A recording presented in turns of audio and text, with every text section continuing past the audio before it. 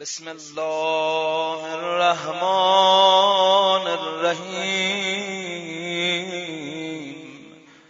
عن فاطمة الزهراء عليها السلام بنت رسول الله صلى الله عليه وآله قال سمعت فاطمة أنها قالت دخل علي أبي رسول الله في بعض الأيام فقال السلام عليك يا فاطمة، فقلت عليك السلام. قال إني أجد في بدني ضعفا، فقلت له أعيذك بالله يا أبتاه من الضعف.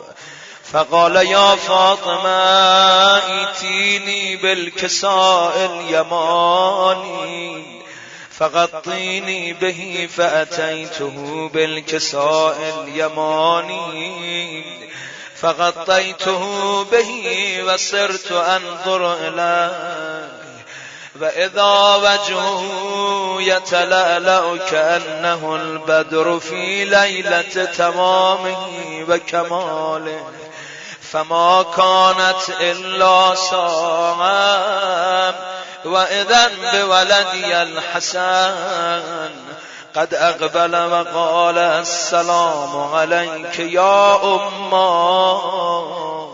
فقلت عليك السلام يا قرة عيني وثمرة فؤادي. فقال يا أمه إني أشم عندك رائحة طيبة كأنها رائحة جدي رسول الله. فقلت نعم إن جدك تحت الكساء. فأقبل الحسن نحو الكساء وقال السلام عليك يا جداه يا رسول الله، أتأذن لي أن أدخل معك تحت الكساء؟ فقال وعليك السلام يا ولدي ويا صاحب حوضي قد أذنت لك. فدخل معه تحت الكساء فما كانت إلا ساعة وإذا بولدي الحسين قد أقبل وقال السلام عليك يا أمه. فقلت وعليك السلام يا ولدي ويا قرة عيني وثمرة فؤادي. فقال لي يا أمه إني أشم عندك رائحة طيبة كأنها رائحة جدي رسول الله صلى الله عليه وآله. فقلت نعم إن جدك وأخاك تحت الكساء. فدنا الحسين نحو الكساء وقال السلام عليك يا جداه، السلام عليك يا من اختاره الله، أتأذن لي أن أكون معكما تحت الكساء؟ فقال وعليك السلام يا ولدي ويا شافع أمتي قد أذنت لك. فدخل معهما تحت الكساء فأقبل عند ذلك أبو الحسن علي بن أبي طالب وقال السلام عليك يا بنت رسول الله. فقلت وعليك السلام يا أبا الحسن يا أمير المؤمنين. فقال يا فاطمة إني أشم عندك رائحة طيبة كأنها رائحة أخي وابن عمي رسول الله. فقلت نعم ها هو مع ولديك تحت الكسام. فأقبل علي نحو الكسام وقال السلام عليك يا رسول الله، أتأذن لي أن أكون معكم تحت الكسام؟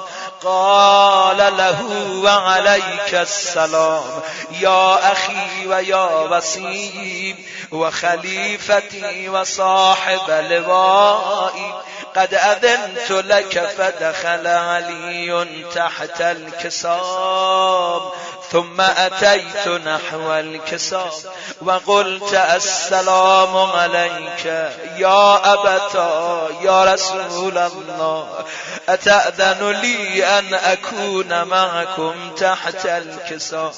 قال وعليك السلام يا بنتي ويا بضعتي، قد أذنت لك. فدخلت تحت الكسام فلما اكتملنا جميعا تحت الكسام أخذ أبي رسول الله بطرفي الكسام وأومأ بيده اليمنى إلى السماء وقال اللهم إن هؤلاء أهل بيتي وخاصتي وحامتي، لحمهم لحمي ودمهم دمي، يؤلمني ما يؤلمهم ويحزنني ما يحزنهم.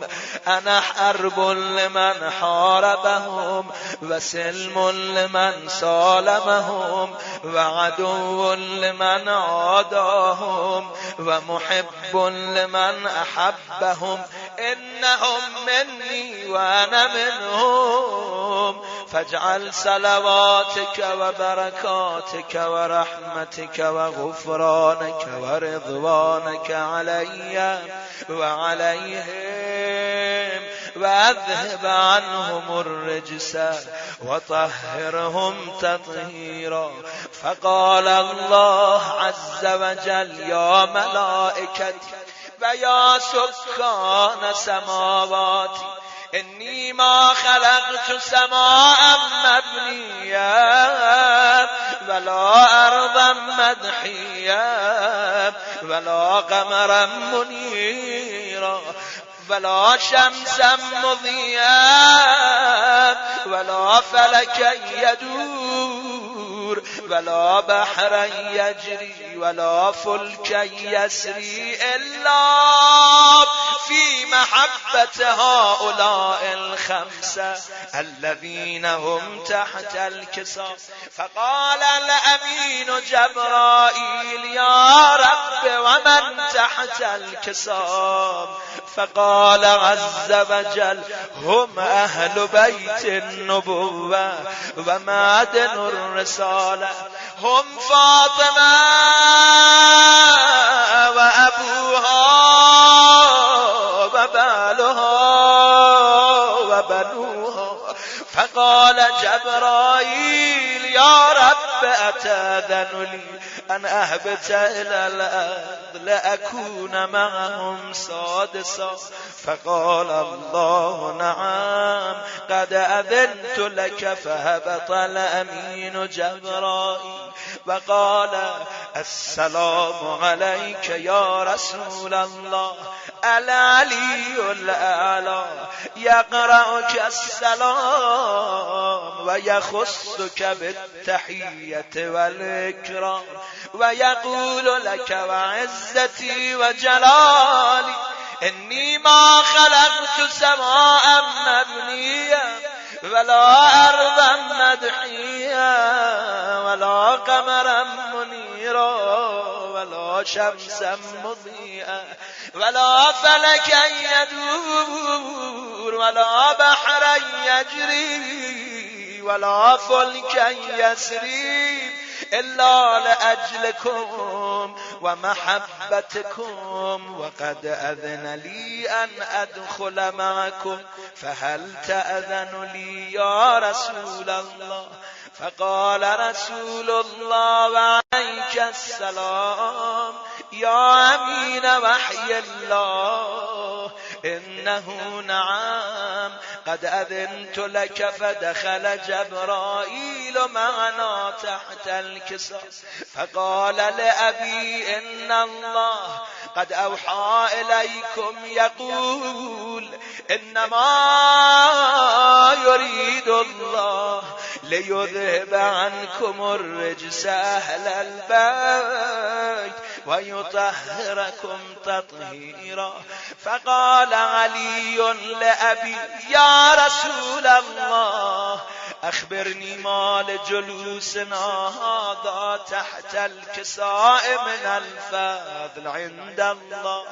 فقال النبي والذي بعثني بالحق نبيا واصطفاني بالرسالة نجيا ما ذكر خبرنا هذا في محفل من محافل أهل الأرض وفيه جمع من شيعتنا ومحبينا إلا ونزلت عليهم الرحمة وحفت بهم الملائكة واستغفرت لهم إلى أن يتفرقوا. فقال علي إذن والله فزنا وفاز شيعتنا ورب الكعبة. فقال النبي ثانيا يا علي والذي بعثني بالحق نبيا واصطفاني بالرسالة نجيا ما ذكر خبرنا هذا في محفل من محافل أهل الأرض وفيه جمع من شيعتنا ومحبينا وفيهم مهموم إلا وفرج الله همه ولا مغموم إلا وكشف الله غمه ولا طالب حاجة إلا وقضى الله حاجته. فقال علي إذن والله فزنا وسعدنا وكذلك شيعتنا فازوا وسعدوا في الدنيا والآخرة رب الكعبة.